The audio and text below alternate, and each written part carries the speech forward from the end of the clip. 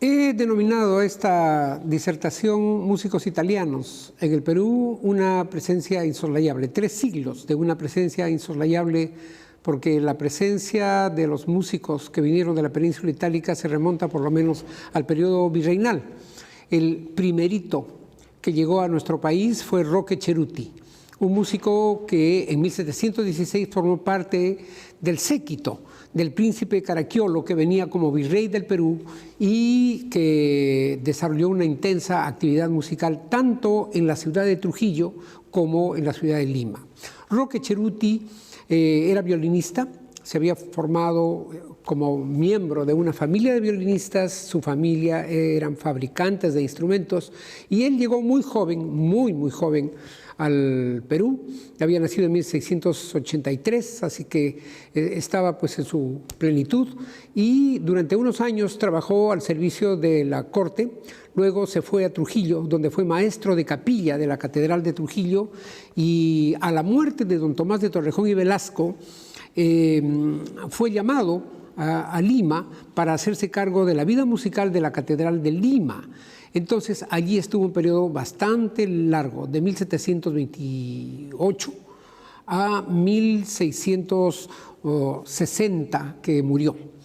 En la Catedral de Lima se han conservado varias de sus obras que revelan a un músico de inusitada inteligencia, de una pericia en la escritura, sobre todo de las partes instrumentales de violín, y en la composición de villancicos y de música litúrgica, que es lo que la Iglesia demandaba. Estas habilidades, por supuesto, fueron reconocidas inmensamente por sus contemporáneos, ¿no? Así que es la referencia más antigua que tenemos de un músico italiano en el Perú.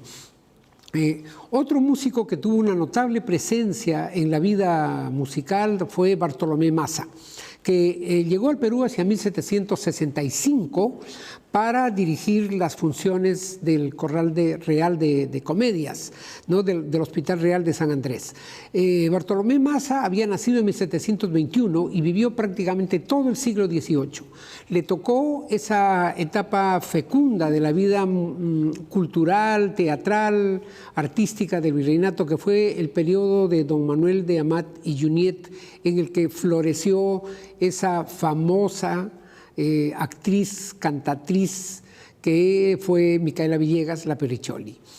Massa fue además el empresario que la impulsó desde muy jovencita a cantar, bailar y hacer las representaciones de las comedias que se traían de Italia. También fue compositor y algunas de sus obras se conservan en la Biblioteca Nacional de España.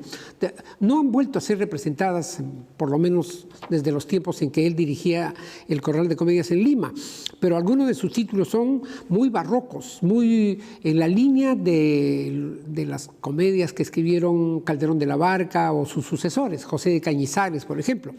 Entonces, títulos como No cabe más en amor si no hay amor sin celos, o Yo por vos y vos por otro, o El amor es más laberinto, en fin.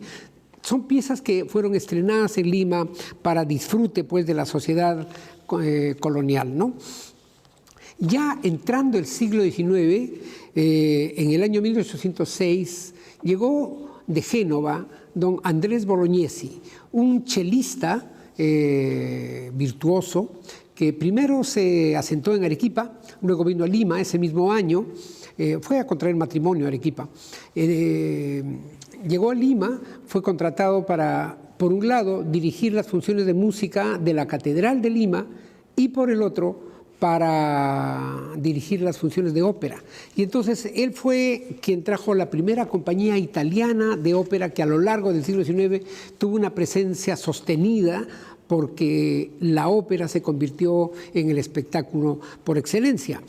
Estas funciones se dieron en el año 1812 y a partir de allí prácticamente Lima nunca dejó de tener ópera hasta por lo menos el siglo XX. Entre los cantantes italianos que trajo estaban Carlos Protasio, Antonio Barbeito, Pietro Angerelli y Carolina Grifoni, que eran unos virtuosos del canto y que estaban impulsando justamente la ópera belcantista que ya empezaba a despuntar en esos años. En 1823 después de un buen número de años al servicio de la Catedral de Lima y después de haber firmado como adherente de la independencia del Perú en el libro que se abrió en el ayuntamiento, don Andrés Bolognesi se fue a vivir a Arequipa.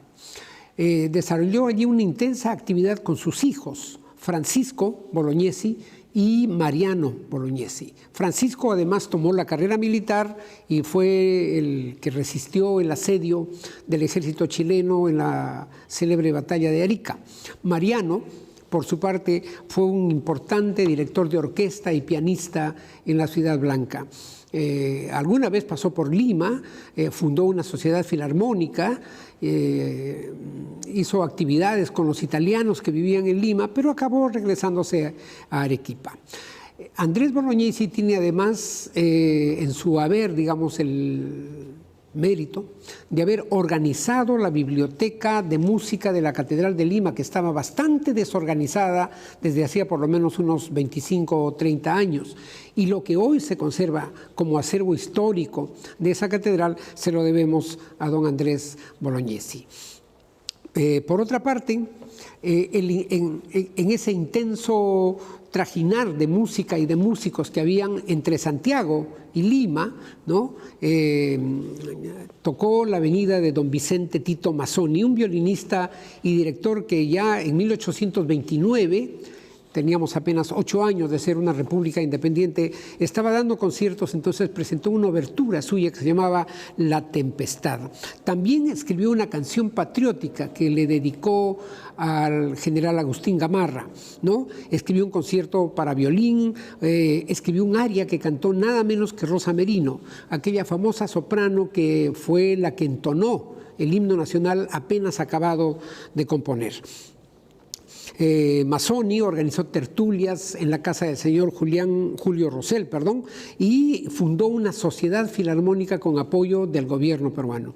Pero después decidió irse para Portugal, donde él había trabajado antes, y allí murió en 1870. Vicente Tito Mazzoni. Otros músicos interesantes fueron Domingo Pisoni y Teresa Schieroni, que venían en la compañía de Pietro Angerelli y que impulsaron el gusto por la ópera en Lima. A partir de 1830, 31, 32, tuvieron una intensa actividad y participaron tanto con la compañía de Mazzoni como con la compañía Pantanelli, que venía de Chile y que reclutaba cantantes tanto en Lima como en Santiago. Rafael Pantanelli era maestro de coro de la compañía de ópera italiana que actuó en Lima en el año 1840. Esta fue la época en que empezó el crecimiento económico del Perú a raíz del guano. Entonces él venía con numerosos cantantes, su esposa, la contralto Clorinda Corradi, que había sido una gran cantante que había tenido grandes triunfos en la ciudad de La Habana, que era una de las plazas importantes para el desarrollo de la ópera. Y con él venían músicos como Néstor Corradi, Teresa Rossi, Alejandro Zambiati, ¿no? Óperas de Rossini, de Bellini, de Donizetti fueron admiradas en Lima y el gusto por las arias de óperas de estos autores se hizo una cosa cotidiana. Además, Rafael Pantanelli, escribió un nuevo himno nacional que pretendía sustituir al que había compuesto Bernardo Alcedo. Se lo dedicó al general Agustín Gamarra, quien había muerto en la batalla de Ingavi cuando el conflicto de la Confederación Perú-Boliviana, ¿no? En 1844, Pantanelli y los Corradi finalmente se afincaron en Chile, y desarrollaron el resto de sus carreras allá, pero estuvieron algunos años en el Perú. También en esta década de 1840 hubieron varios músicos que cobraron presencia significativa en Lima. Por ejemplo, Juan Leurtua, proveniente de la península itálica, que daba clases de guitarra y de flauta. Sabina Meucci, de Sutié, que daba lecciones de piano, canto, dibujo. Parece que la actividad docente se fue volviendo una actividad rentable en la capital peruana y muchas señoritas de la sociedad limeña tomaban clases de canto. Para esto se quedaban los maestros italianos. Estuvo activo Andrés Sisa, un cantante que también vino de La Habana para las representaciones de ópera. Por esa época llegó a Lima un virtuoso del fagot llamado Giulio Pozzolli, que colaboraba con todas las orquestas de ópera que tocaban en Lima y que manejó una casa de música en el antiguo Portal de Botoneros. Por estos años llegó Antonio Sivori en 1848, un violinista que tenía en su haber el crédito de haber sido el único discípulo que tuvo Niccolo Paganini, el famoso virtuoso del violín. Luego de unos exitosísimos conciertos, se fue a Chile y al año siguiente regresó acompañado de un virtuoso chileno llamado Santiago Heitz, un pianista que tocaba como los europeos, ¿no? También, ya mediando el siglo, hacia 1848, llegó a Lima Jaime Pagnoncelli, un solista de fagot, que eran este tipo de músicos que hacían falta en los conjuntos orquestales y que acabaron siendo insustituibles en todas las funciones de ópera. Cuando llegó a Lima Antonio Neumann, un austriaco que luego castellanizó su apellido como Neumane, la actividad operística creció mucho más porque entonces Neumann viajó a Europa a traer específicamente cantantes forjados en la tradición del bel canto y de las óperas verdianas, ¿no? Entonces se anunció para la temporada del año 1848 una de las óperas más conocidas y famosas de Giuseppe Verdi, que es el Hernani. Entonces, para esto trajo a cantantes que tenían un gran cartel en Italia: Lucrezia Micchiarelli, Marconi, Luigia Schieroni, Rosina Mauri, Idalide Turri, ¿no?, que era además la esposa de Neumann, y otros artistas como Innocenzo Pellegrini, Luigi Cavadini, Pablo Borsotti, en fin. Entre ellos venía un cantante llamado de apellido Balico.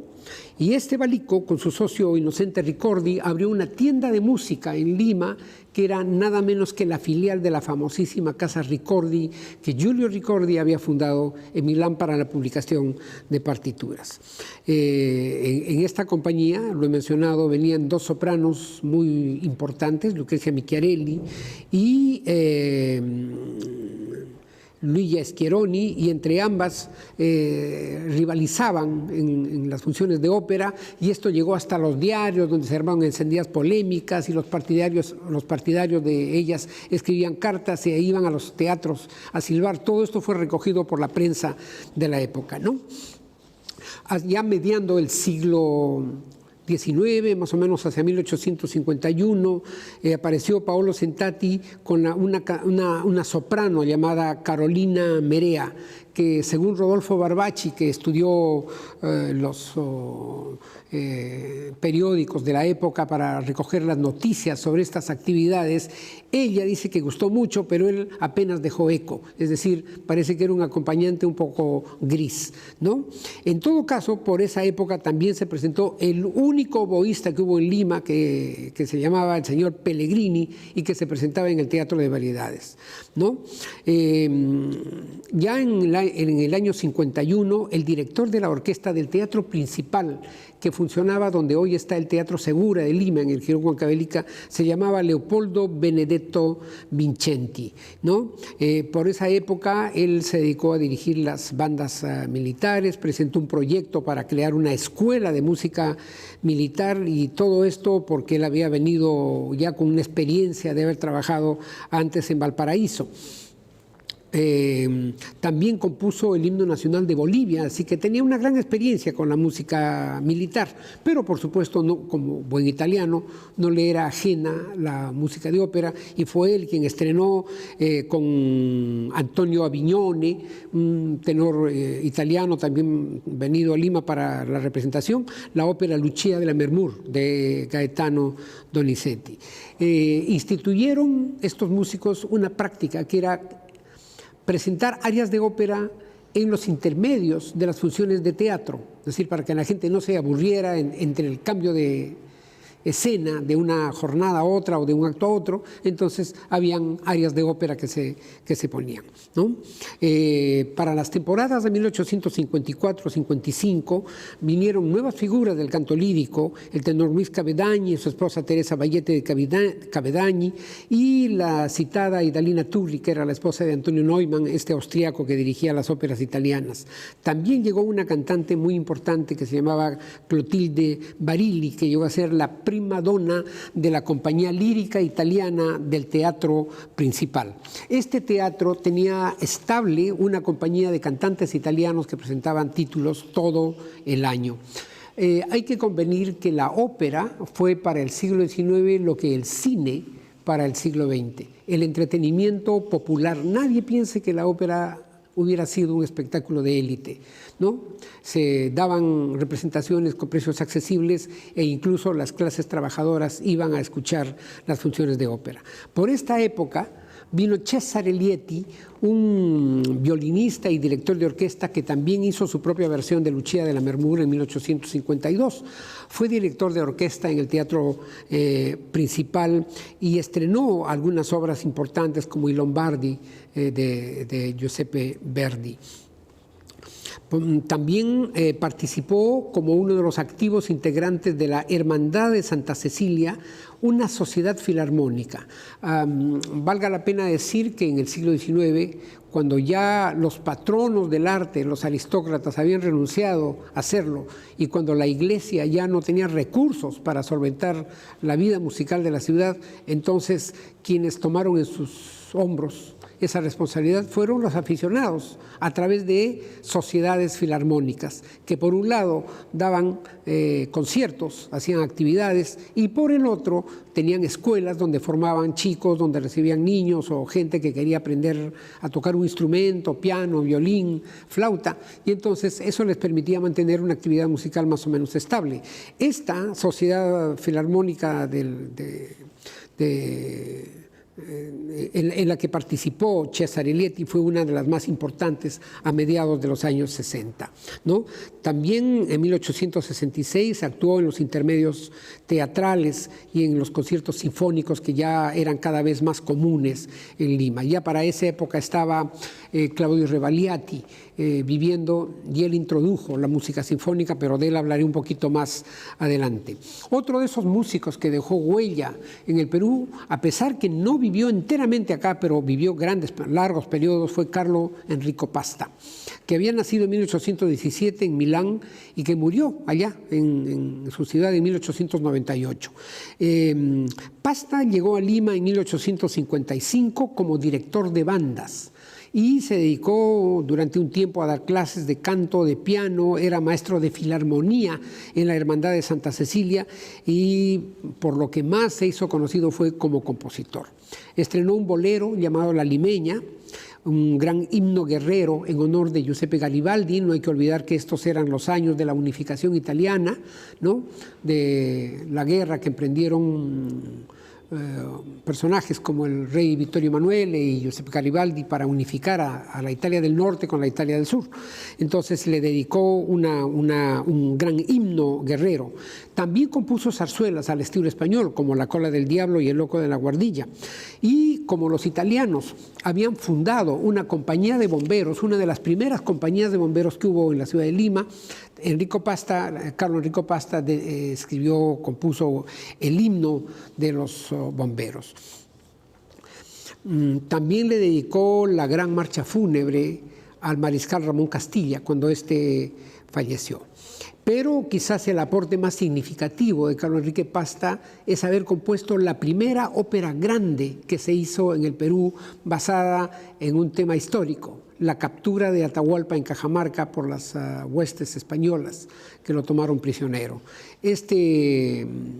Esta ópera tiene además la virtud de no solamente recoger un tema local para la historia del Perú, como es la captura de Atahualpa, sino de incluir algunos elementos de la tradición musical peruana, como la cachua y el yarabí, ¿no? Esta ópera se estrenó en 1875 en Génova, y luego Pasta regresó a Lima para estrenarla 2 años después, en 1877, con mucho aplauso, con mucho aprecio de la crítica y del público. Por esta época hubo el arribo de diversas compañías, como la Compañía Lírica Italiana, que llegó a Lima, en la que estaban cantantes de mucho reconocimiento, como Alejandro Lanzoni, Giorgio Mirandola, Enrique Ofellan, Emilio Rossi Corsi, Enrico Rossi Guerra, Carlo Scola, ¿no? Varios de ellos se quedaron a vivir en Lima, se establecieron en Lima, echaron raíces, dejaron descendientes y sobre todo escuela, porque fueron los que enseñaron a cantar, no solamente el repertorio, sino la manera, el estilo de canto. Algunos venían de Chile y eran años que había un intenso comercio musical con el país del sur. Ya finalizando la década del 50, más o menos en 1859, se asentó en el Perú la Compañía de Ópera Italiana con Pedro Cecchi, que era un tenor, Enrique Giusti, Laura Banfi, Olivia Sconcia, Eugenia Nostini, Achille Rosiglieli, que era un barítono, pero que era además empresario y que se dedicó a traer cantantes, a contratar músicos que venían temporalmente a Lima, ¿no? Fue músico el que trajo a una famosa soprano llamada Olivia Sconcia, que además era pianista y tocó un recital para piano a 4 manos, ¿no? Compartiendo el escenario con un virtuoso alemán que pasaba por Lima llamado Rodolfo Sipp. En 1861 también llegó a Lima un músico que dejó una huella muy profunda porque vivió toda su vida, murió en Lima en 1904, llamado Francisco de Paula Francia. El maestro Francesco de Francia, bueno, había vivido en Estados Unidos y después de pasar algunos años en Washington se animó a venir al sur. Así que llegó a Lima, inmediatamente entró en contacto con el medio musical, estrenó una fantasía sobre los temas del Hernani, de Verdi y un bolero para orquesta. Además se casó con una señorita Rosa López Aldana, con lo cual echó raíces el maestro Francia en el Perú y fue, junto con Claudio Rebagliati, Salvatore Berriola, Carlo Enrico Pasta y Napoleone Maffesoli, uno de esos músicos decisivos para cualquier cosa que hubiera pasado en la música en Lima. Tenían que ver con la dirección de orquesta, con la organización de las funciones de teatro, con los conciertos, las temporadas sinfónicas, con las academias musicales, con las sociedades filarmónicas, tenían alumnos particulares de canto, dirigían los coros, componían música. Bueno, esta fue una generación pues generosa y brillante de italianos que llegaron en el siglo XIX, entre los que estuvo el maestro Francia. Él fundó también una sociedad musical de aficionados, se llamaba, para la organización de conciertos un poco amateurs, ¿no? Con gente que no tocaba mucho, pero que era importante tenerla activa en la música. Y escribió una fantasía para piano a 4 manos que dedicó a una famosa estudiantina española que visitó Lima en esos años, la estudiantina Fígaro. Esta estudiantina venía recorriendo el continente, por supuesto pasó por Lima y establecieron contacto con el maestro Francia. Quizá la figura más importante que llegó al Perú fue la de Claudio Rebagliati. Claudio Rebagliati fue un músico que se integró con fervor rápidamente a la vida musical de la ciudad de Lima y así como sus hermanos. Tenían un sexteto con el que presentaban música de cámara y Rebagliati organizó una serie de conciertos en Lima que contribuyeron a educar el gusto del público aficionado a los conciertos, porque él fue el que introdujo la música de Mozart, de Haydn, de Beethoven, de Chopin, de Schumann, de Mendelssohn, de los grandes compositores románticos. Contribuyó también a la definición de nuestro himno nacional, porque por esos años, por los años 1864, había regresado de Chile al Perú José Bernardo Alcedo y se encontró con un panorama un poco desolador para él. Su himno nacional era cambiado en todos los sentidos, cambiada la letra, cambiada la melodía, cambiada la armonía y cada quien hacía negocio con la partitura como se le venía en gana. Entonces Alcedo se enfrascó en una pelea muy fuerte a través del diario El Comercio con un músico sueco llamado Carlos Eklund, que era quien había publicado diversas versiones del himno nacional. Entonces le propuso Alcedo a Claudio Rebagliati hacer una restauración de un himno que no tenía una partitura filológica. Y esto derivó en una versión restaurada del himno, que luego fue declarada Patrimonio de la Nación. Se dio una ley de intangibilidad para que nadie tocara ese himno, aunque ahora hacen lo que quieren con el himno, pero en todo caso nos quedó pues una versión que ya se podía considerar la versión filológica del himno. Unos años antes de este proyecto, Rebagliati había compuesto una rapsodia llamada Un 28 de junio en el Perú, una especie de poema sinfónico donde incluyó diversas piezas, canciones que Alcedo había compuesto como La Chicha, por ejemplo, el propio himno nacional o los pregones que se oían por las calles de la Tamalera, la Melonera. Incluyó la Marcha Morán, dedicada al general Trinidad Morán, ¿no? O la Marcha a la Salaverrina. En fin, reunió una serie de piezas, incluyendo una cachua también, y compuso una especie de rapsodia, pues, para ilustrar cómo es que en el Perú se celebra el 28 de julio. Allí tomó vínculo con Alcedo y Alcedo le propuso hacer la restauración del himno. Por otro lado, Rebagliati recopiló una serie de zamacuecas, que eran las danzas de la costa peruana que se tocaban y se bailaban en los barrios populares. Y en ese sentido publicó un álbum sudamericano que reúne unas 20 y tantas piezas, incluyendo un yarabí, una cachua, una canción chilena, una canción boliviana y una serie de zamacuecas, ¿no? Cuando murió en 1909, bueno,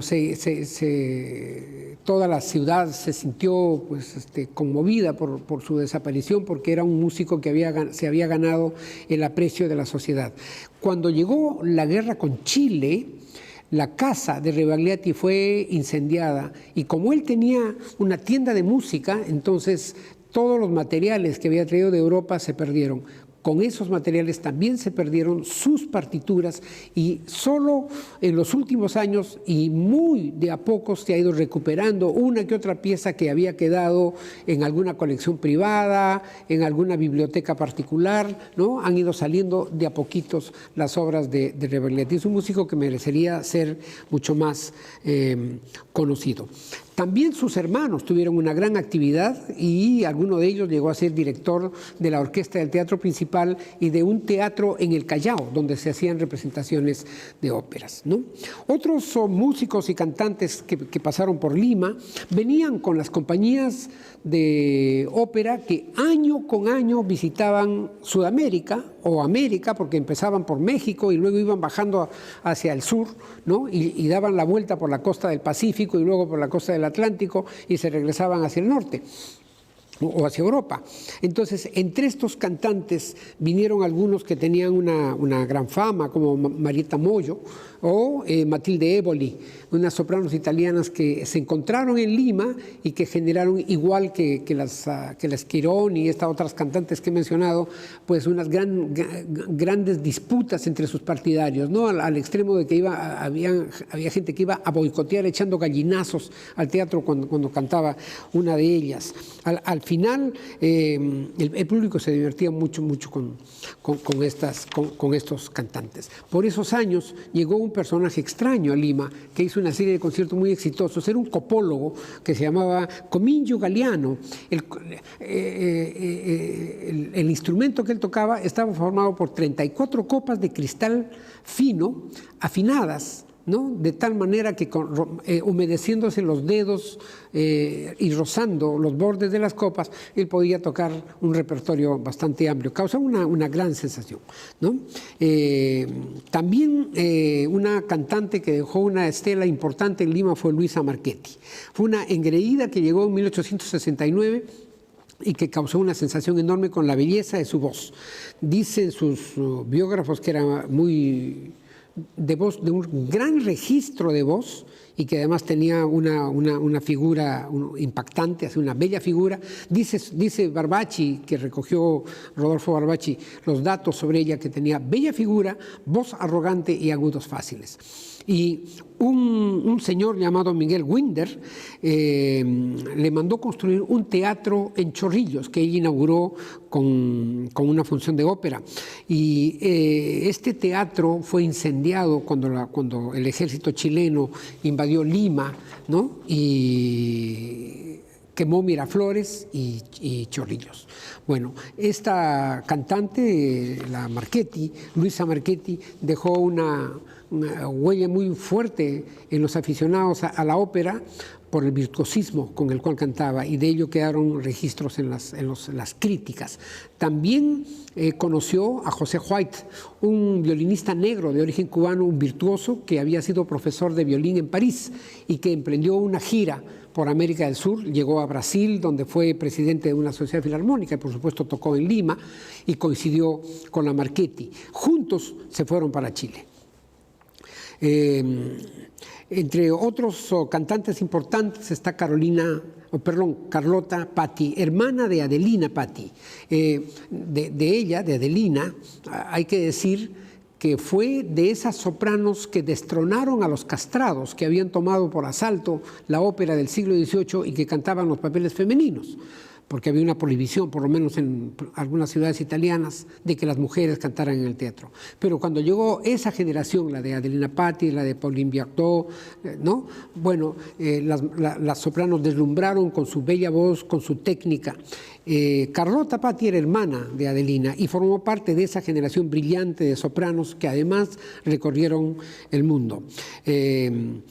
Con ellos venían muchos cantantes como Vicente Antinori, que formó un pequeño grupo de artistas, entre los cuales estaba nada menos que Pablo de Sarasate. Pablo de Sarasate es considerado el Paganini español, es decir, el más grande violinista que ha dado España, y hicieron una gira por todas las principales capitales sudamericanas, ¿no?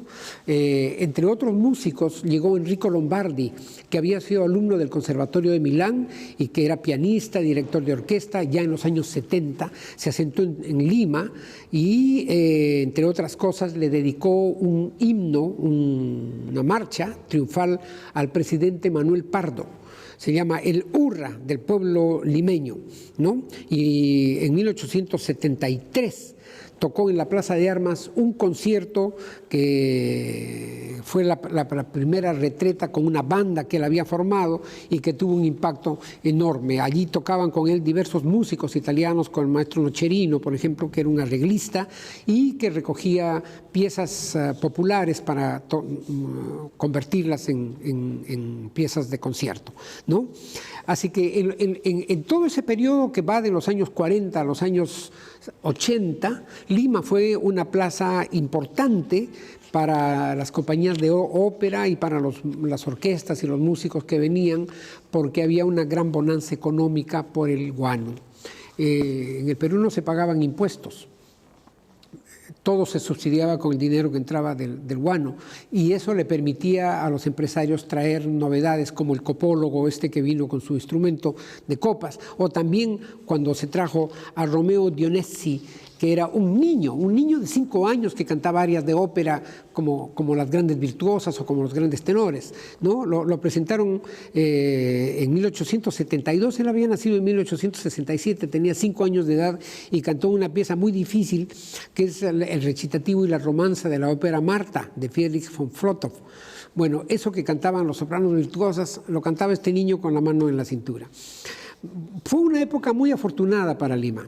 Hubieron músicos como Giovanni Rato, un violonchelista que era un virtuoso, como Francesco Nocerino, que era el primer pistón de la orquesta del teatro principal, como el tenor Filippo Reggiani, ¿no?, que cantaba todas las arias de ópera más famosas, como Elvira Suardi de Trisolini, que dio un famoso concierto en el Palacio de la Exposición en el año 74, como Constantino Dalargine, que era director de la Compañía de Ópera Italiana que llegó a Lima en 1874, y que además le dedicó un himno también al presidente Manuel Pardo.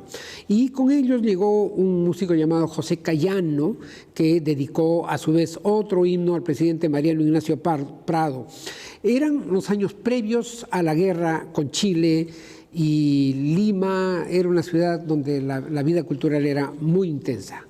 Cuando llegó la guerra, pues todo se paró, todo se cayó y la recuperación fue muy lenta. Entre las actividades que Cayano hizo fue participar, por ejemplo, en las solemnes exequias del contraalmirante Miguel Grau, que había caído abatido en Angamos en octubre de 1879. Y con ellos actuaba Salvatore Berriola, ya lo he mencionado antes, un violonchelista que estuvo prácticamente en todos los conjuntos y orquestas que hubieron en Lima en esos años.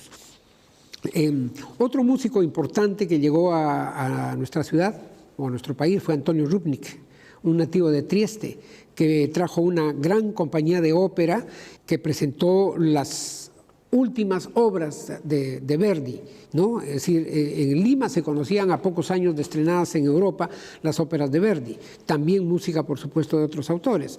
Y, entre otras cosas, él estrenó sus propias composiciones para piano, ¿no? Entre ellas un himno fúnebre a la muerte de Garibaldi, que era ya para esos años el que había logrado la unificación de la península itálica. Otros músicos importantes son los hermanos Alejandro y Alberto Sormani, que entre otras actividades tuvieron una importante tienda de música que vendía pianos y que vendía partituras en Lima, ¿no? Y de esa generación está Napoleone Maffesoli, un músico bergamasco que murió en Lima ya entrado el siglo XX, más o menos hacia los años 20. Bueno, él había estudiado en el conservatorio de su ciudad natal y había hecho una gira por numerosas ciudades del mundo hasta que alguien le propuso venir a América del Sur. Y ya estando en Colombia, la compañía en la cual participaba quebró. Entonces un compatriota suyo lo llamó a Lima, se vino a Lima y acá se quedó a trabajar, ¿no? Tuvo, por supuesto, una participación como ejecutante, como maestro, como compositor, muy interesante. Además, tomó elementos de la tradición popular peruana para sus obras, ¿no? Escribió algunas óperas. Una de ellas que se llama Daniela, estrenada en 1917, que le costó un esfuerzo enorme porque nadie lo quiso apoyar, ni el gobierno, ni la empresa privada, y él puso todo lo que tenía para lograr el estreno de su ópera. Dejó otras inconclusas y otras que nunca llegó a imprimir, ¿no? Y algunos de los sucesos más importantes, ya entrando en 1900, fueron las primeras audiciones de la ópera Ollanta de José María Vallerriestra a cargo de la compañía de ópera Lombardi, que tenía cantantes italianos. El estreno de la ópera de Vallerriestra fue un fracaso, entre otras porque los cantantes no estaban entrenados para cantar en lengua española, y entonces esto provocó una serie de situaciones un poco jocosas. Pero los cantantes que vinieron eran profesionales y buenos cantantes, pero se enfrentaron a un lenguaje que no conocían. En cambio, cuando la ópera se reestrenó en 1920, ya estamos en el siglo XX, con el apoyo del gobierno del presidente Augusto B. Leguía y el encargo dado a la compañía Bracale, bueno, la ópera fue un gran éxito. Participaron cantantes muy notables de la época, entre ellos Gabriela Besanzoni, Ricardo Stracciari, ¿no? Pasquini Fabri, que eran cantantes del nivel de Enrico Caruso. Es más, el empresario Bracale anunció que vendría Enrico Caruso, el más grande tenor de todos los tiempos, a cantar a Lima en el reestreno de esta ópera Ollanta, pero Caruso tuvo unos problemas en Estados Unidos y no pudo viajar, no llegó. Otra compañía, la de Renato Salvati, también participó ya unos meses más adelante en la ejecución de la ópera Ollanta, que ya había tenido la aprobación de los músicos, del público, ¿no? Y este fue quizás el último intento de hacer una gran actividad operática en lo que a composición en el Perú se refiere, ¿no? repertorio siguió siendo el repertorio italiano y las compañías siguieron siendo las compañías italianas. Y a lo largo del siglo XX la presencia italiana se enriqueció con la llegada de grandes músicos como Enrique Fava-Ninchi, que había sido primer flautista de la orquesta del Teatro Colón de Buenos Aires, y con Vicente Estea.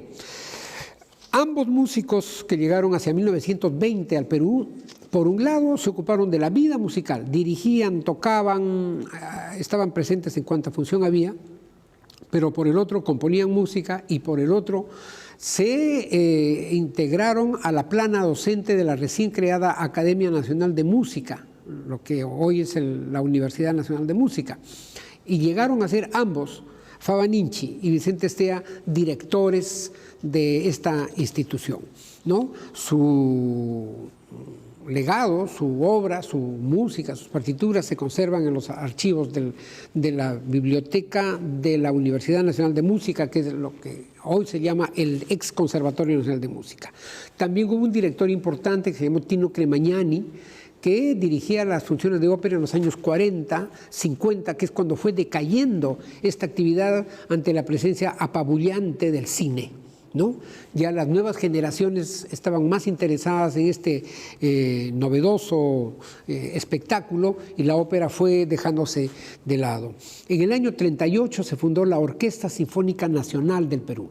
Y esto fue uno de los instrumentos que contribuyeron a la difusión de todo el repertorio sinfónico y, por supuesto, para la plana de la orquesta hubieron una serie de músicos italianos que contribuyeron enormemente a su existencia. Nello Cecchi, Silvio Pese, el maestro Carlo Parma, a quien yo conocí, que era profesor de viola, Cleto Mantani, Renato Bellacchi, que eran los chelistas, Adolfo Farnesi, que era el contrabajo, el propio Fava-Ninchi, del que ya he hablado, que era flautista, ¿no?